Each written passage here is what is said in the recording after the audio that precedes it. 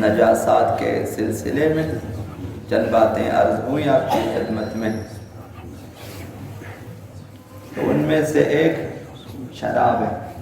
نجس العین، کہ مسکر مائع، نشہ آور ہے اور سیال ہے، بہنے والی ہے شراب، وہ نجس ہے اور دوسری چیزوں کو بھی نجس کر دیتا ہے۔ اس لیے اسلام نے خداوند متعال نے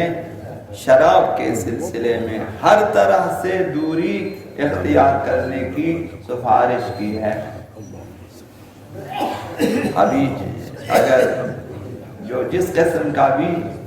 قسم کی بھی شراب ہو نجس ہے، ہاتھ پہ لگے نجس ہے، کپڑے پہ لگے نجس ہے،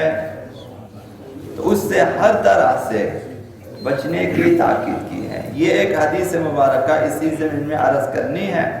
حضرت آقا رسول خدا صلی اللہ علیہ وسلم شراب سے متعلق شراب کے بارے میں 10 بندوں پہ 10 افراد پہ لعنت کی ہے۔ لعن رسول اللہ صلی اللہ علیہ وآلہ فی الخمر 10، شراب کے بارے میں 10 بندوں پہ پیغمبر نے لعنت کی ہے، یعنی پیغمبر اسلام نے دعا کی ہے، بد دعا، کہ ان افراد پہ کہ خداوند لعنت نازل کرے، اپنی رحمت سے دور کر دے، بہت دور۔ تو عرض کرنا اس لیے ہے کہ کسی بھی طرح سے شراب کے نزدیک نہیں جانا چاہیے۔ تو یہ جو 10 افراد جن پہ لعنت کی ہے شراب کے بارے میں، یہ ہے 10 غارسہ، جو شراب کے لیے پودا اگاتا ہے، مثلا انگور لگاتا ہے، نیت یہ ہے کہ اس سے شراب بنانے والی کمپنیاں آئیں انگور خریدے، یا مثلا کھجور لگاتا ہے، یا مثلا جو اگاتا ہے، جو بھی غارسہ، جو شراب کے لیے پودا اگاتا ہے۔ اب جس قسم کا بھی پودا ہو جس سے شراب بنانے اسی نیت سے اگائے تو اس پر لعنت ہے۔ وحارسہ، وہ شخص جو اس درخت یا اس کھیت کی نگہداری کرتا ہے جس سے شراب بنے، مثلا باغ لگا دیا انگور کا شراب کے لیے، ایک شخص اس کا چوکیدار معین ہوتا ہے۔ ابھی ہمارے ہاں تو یہ ہے کہ بھائی میں اپنی نوکری کرتا ہوں، میں اپنی ڈیوٹی کرتا ہوں، مثلا پیسہ حلال نہیں ہوتا، کام حلال ہونا چاہیے تب پیسہ حلال ہوتا ہے، نہ کہ صرف ڈیوٹی کرنا کافی نہیں ہے۔ ابھی ایک شخص کو کسی ایسے مثلا یہاں سے جائیں باہر غیر مسلم ممالک میں جہاں پہ اس قسم کے باغات ہوتے ہیں، ایک شخص وہاں نوکری کرتا ہے کہ بھائی مجھے یہاں جاب ملا ہوا ہے کہ یہاں میں نے نگہداری کرنی ہے، یہاں میں نے پانی دینا ہے، یہاں میں نے مثلا ان کی شاخ تراشی کرنی ہے وغیرہ، تو وہ حارسہ، حتیٰ نگہداری کرنے والے پہ لعنت کی ہے جو وہاں چوکیداری کرتا ہو۔ اور تیسرا شخص وہ عاصرہ، وہ شخص جو نچوڑ کر شراب کشید کرتا ہے، جو سے شراب نکالتا ہے، کشید کرتا ہے، یا انگور سے یا خرما سے یا کسی بھی اور چیز سے، اس کا کام خود نہیں پیتا لیکن وہ کشید کرتا ہے۔ تو جو شراب کشید کرتا ہے اس پر بھی لعنت ہے، اور اس کی وہ نوکری بھی حرام ہے، وہ کام بھی حرام ہے، شرعاً حرام ہے، اور اس کی آمدنی بھی حرام ہے۔ پانچواں شخص وشاربہا، شراب پینے والا، یہ معلوم دار ہے کہ قرآن و سنت میں یہ معین ہے، جو بھی شراب پیتا ہے وہ ملعون ہی ملعون ہے، یہ ام الخبائث ہے، تمام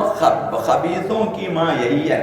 شراب۔ اس کے بعد عقل زائل ہو جاتی ہے، اور اس کے بعد ائمہ اطہار نے جو کچھ بتایا ہے کہ اس کے بعد ممکن ہے کہ محارم پہ تجاوز کرے۔ شرابی شخص سے کوئی چیز بعید نہیں ہے۔ یزید نے اگر یہ کام کیا تو شراب کی وجہ سے کیا تھا، جو محارم کے نزدیک چلا گیا، یہ یزید تاریخ میں ہے، تو یہ شراب کے نشے میں گیا تھا۔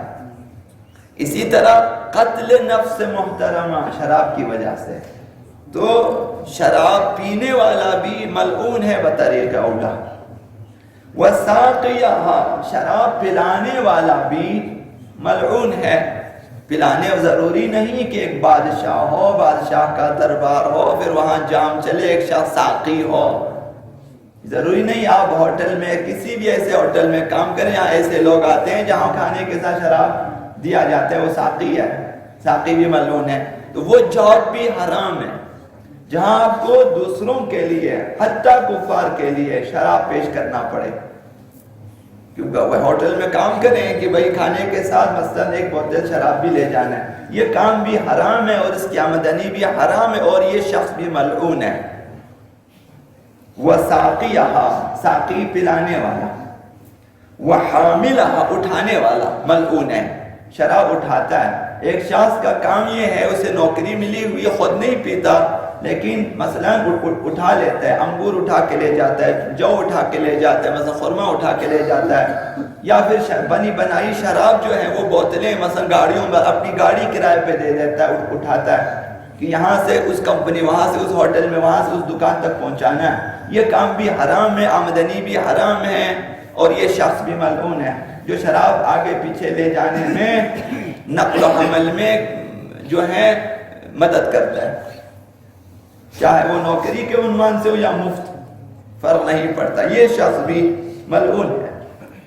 وَالْمَحْمُولَةَ إِلَيْهِ جس شخص کے لیے آپ اٹھا کے لے جائیں، ایک شخص، ایک دکاندار ہے، ایک کمپنی والا ہے، ایک ہوٹل والا ہے، آپ سے کہتے ہیں کہ آپ اس کی اٹھا کے میرے لیے لے کر، آپ خود نہ پئیں، اٹھائیں لا میرے لیے، لے جانے والا بھی ملعون ہے، یہ کام بھی حرام ہے اور آمدنی بھی، اور وہ شخص جس کے لیے اٹھا وہ بھی ملعون ہے پیغمبر اسلام کی زبانی، یعنی وہ شخص بھی شریعت کی زبان میں ملعون ہے کہ جو دوسروں سے یہ ایسے کام لے لیتے ہیں۔ وَالْمَحْمُولَةَ إِلَيْهِ وَبَائِعَهَا اور آٹھواں شخص بیچنے والا ہے۔ ایک شخص ممکن خود نہیں پیتا لیکن اپنی دکان پہ رکھ لیتا ہے، فروخت کرتا ہے، بیچنے والا بھی ملعون ہے، بیچنے کا کام بھی حرام ہے اور اس کی آمدنی بھی کلن حرام ہے اور جو ہے نجس۔ وَمُشْتَرِيهَا نواں شخص خریدار ہے، شراب خریدنے والا، خود پیے یا نہ پیے، خریدار ملعون ہے، جو خرید کے لے جاتا ہے، کام بھی حرام ہے، آمدنی بھی حرام ہے اور وہ شخص بھی ملعون۔ اور 10واں شخص وَالْآكِلَ ثَمَنَهَا جو شراب کی کمائی سے استفادہ کرتا ہے،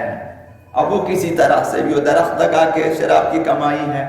شراب فروخت کر کے کما لیتا ہے، یا مثلا نقل و حمل کر کے جو ہے آمدنی اس کی ہے، یا پیش کرتا ہے، جو جس طرح سے بھی شراب کی آمدنی حاصل کر لیتا ہے، یہ شخص ملعون ہے اور وہ کام حرام اور وہ آمدنی بھی حرام ہے۔